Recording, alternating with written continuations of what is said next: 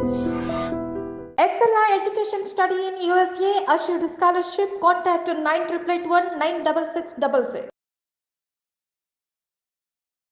నమస్కారం, welcome to I dream. నేను విజిత. ప్రస్తుతం మనతో పాటు ఉన్నారు ప్రముఖ కార్డియాలజిస్ట్ డాక్టర్ మువా శ్రీనివాస్ గారు. ఇప్పుడు సార్తో మాట్లాడదాం. నమస్తే సార్. నమస్కారం అండి. సార్, సమ్మర్ వచ్చేసింది. ఆ సూర్యుడి తాకిడి నుంచి బయటపడాలి అంటే చల్లగా బాడీలో వేడి కంట్రోల్ అవ్వడానికి ఎన్నో రకాల డ్రింక్స్ తీసుకుంటాం. దాంట్లో భాగంగా రాగి జావ చాలా మంది డైలీ రొటీన్లో ఒక పార్ట్గా పెట్టేసుకుంటారు సార్. ఉదయాన్నే రాగి జావ తీసుకుంటూ ఉంటారు, మళ్ళీ ఈవినింగ్ అట్లా ఒక గ్లాస్ తీసుకుంటూ ఉంటారు. నిజంగా రాగి జావ తీసుకోవచ్చు అంటారా సార్ సమ్మర్లో? అంటే రాగులు అనేది సమ్మర్లోనే కాదండి, ఎప్పుడైనా సరే ఇట్స్ మంచిది, డెఫినెట్ అనుమానం లేదు దానికి.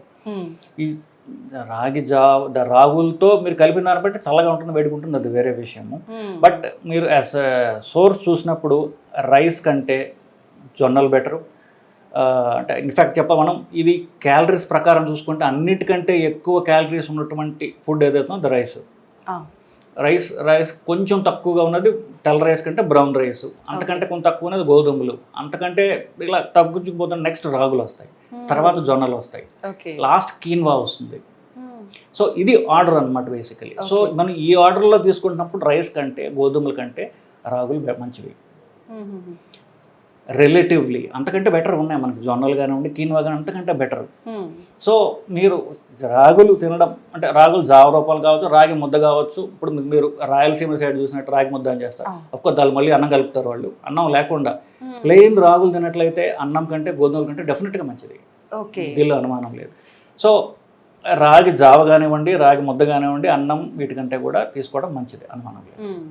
అయితే జావ రూపంలో తీసుకునే ప్రాసెస్లో కొంతమంది దాంట్లో యాడ్ చేసేటప్పుడు పెరుగు కానీ పాలు కానీ అంటే ఎవరి ఇష్టానికి వాళ్ళు యాడ్ చేసుకొని తీసుకుంటుంటారు సార్. నిజంగా కాంబినేషన్ ఏ రకంగా ఉండాలి సార్ జావ తీసుకునేటప్పుడు? రైస్ ఉండకూడదు ఫస్ట్, ఎందుకంటే నేను చెప్పినట్టుగా కామన్గా అన్నం యాడ్ చేస్తారు, బియ్యం యాడ్ చేస్తారు వాటిలో, అది లేకుండా ఉంటే బెటరు.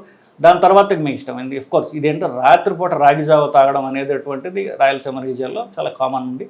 పెరుగు డెఫినెట్గా మంచిది, అనుమానం లేదు దాంట్లో. సో రాగులతో పెరుగు కలుపుకుంటే మంచిదే, అనుమానం లైట్గా ఉంటుంది. రాత్రిపూట వాళ్ళకి ఈజీగా ఉండడానికి అలా ఒక కల్చరల్ ప్రాక్టీస్ అది, ఇట్స్ గుడ్. అన్నం తినడం డెఫినెట్గా మంచిదే.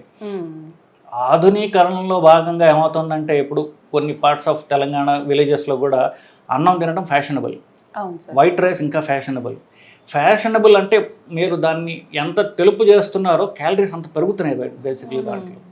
సో దానివల్ల లేని జబ్బులు తెచ్చుకుంటున్నారు పాపం ఇప్పుడు basically. So if you go back, వీటికంటే రాగులు డెఫినెట్గా బెటర్. పూర్తిగా మీరు రాగి బేస్డ్ డైట్కి వచ్చారంటే కనుక క్యాలరీస్ తగ్గడానికి, బరువు తగ్గడానికి, షుగర్ అవాయిడ్ చేయడానికి, లేదా షుగర్ తగ్గించుకోవడానికి ఇట్స్ డెఫినెట్లీ గుడ్, అనుమానం లేదు. ఓకే, అంటే షుగర్ ఉన్న వాళ్ళకి ఎక్కువ బెటర్ అంటున్నారా సార్? అందరికీ మంచిది, షుగర్ ఉన్న వాళ్ళకి డెఫినెట్గా మంచిది, ఎందుకంటే షుగర్ తగ్గుతుంది, ఇన్పుట్ క్యాలరీస్ తగ్గుతాయి కాబట్టి అన్నం గోధుమల కంటే కూడా. ఓకే సార్, డైట్ చేసే వాళ్ళు కూడా రాగి జావ అంటే బ్రేక్ఫాస్ట్ లంచ్ స్కిప్ చేసి రాగి జావ తీసుకుంటూ ఉంటారు. నిజంగా వెయిట్ లాస్ ఉంటుందా సార్ రాగి జావ వల్ల? అదేనండి, ఇప్పుడు మన ప్రెడామినెంట్గా అందరికీ కూడా రైస్ బేస్డ్ డైట్స్ అయిపోయాయి కాబట్టి దానికంటే రాగి జావ ఈస్ లెస్ క్యాలరీ ఆల్టర్నేటివ్.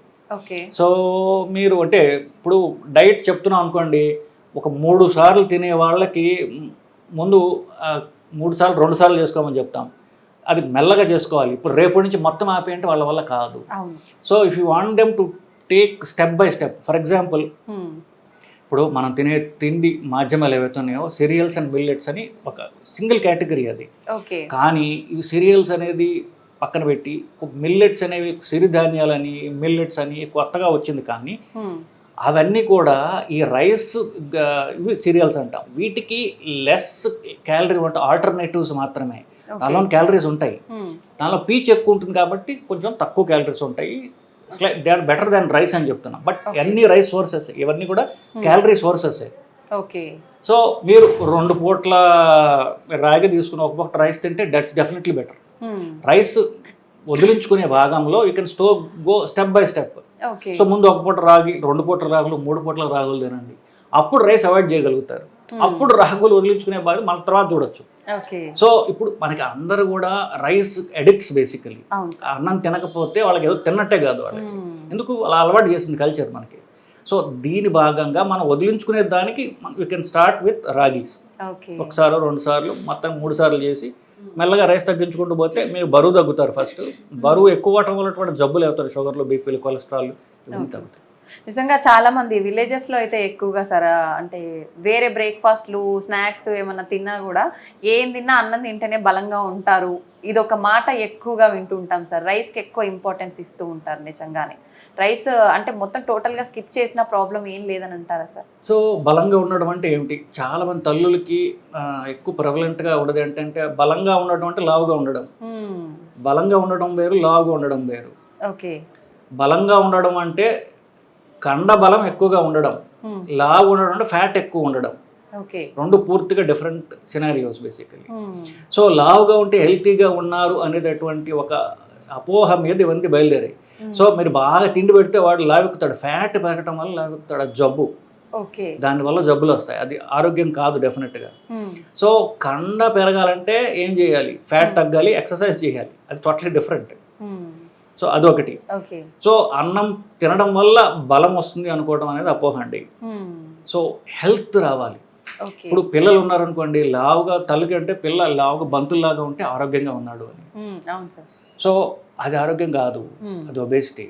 యాక్టివ్గా ఉన్న పిల్లలు ఆరోగ్యవంతమైన పిల్లలు, లావుగా ఉండి డల్గా ఉన్న పిల్లలు అనారోగ్యంగా ఉండేటటువంటి పిల్లలు. పెద్దవాళ్ళు కూడా అంతే బేసికలీ. లావుగా ఉండటం హెల్త్ కానే కాదు.